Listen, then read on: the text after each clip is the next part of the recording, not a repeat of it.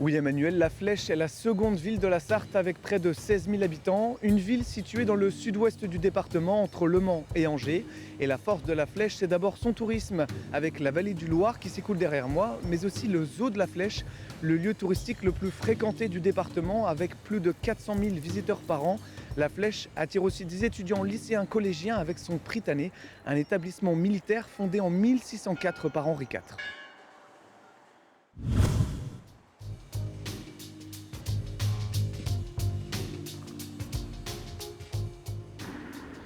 À la tête de la ville siège Guy-Michel Chauveau depuis 31 ans. À 75 ans, le maire sortant a décidé de ne pas se représenter aux élections municipales.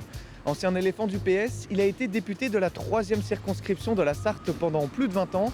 Et en 2012, il a été exclu du parti. Il avait décidé de se maintenir à l'élection municipale au détriment d'un accord national avec les Verts.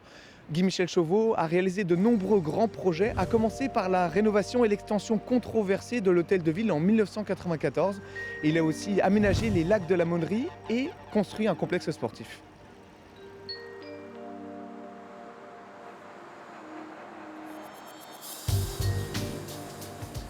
Et au cours de ses mandats, le maire a essayé de maintenir les commerces en centre-ville. En 2018, La Flèche, comme Sablé, a bénéficié du programme Action Cœur de Ville, un programme qui a permis de rénover la salle Coppelia, de lancer un site de e-commerce ou encore de réhabiliter les façades en centre-ville. Le dernier grand projet du maire, c'est la construction d'un cinéma en centre-ville, un projet de plus de 8 millions d'euros qui devrait ouvrir ses portes en juin 2020.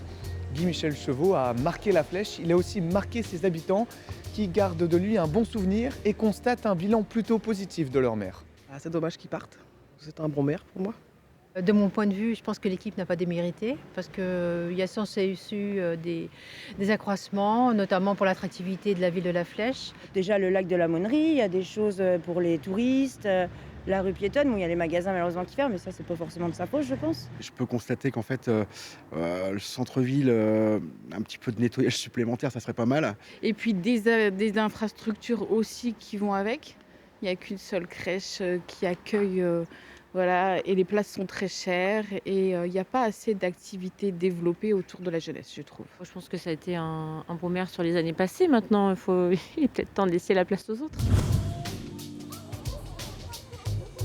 Qui succédera au maire sortant, peut-être Nadine Greleux-Certenay, ancienne maire adjointe et sénatrice PS.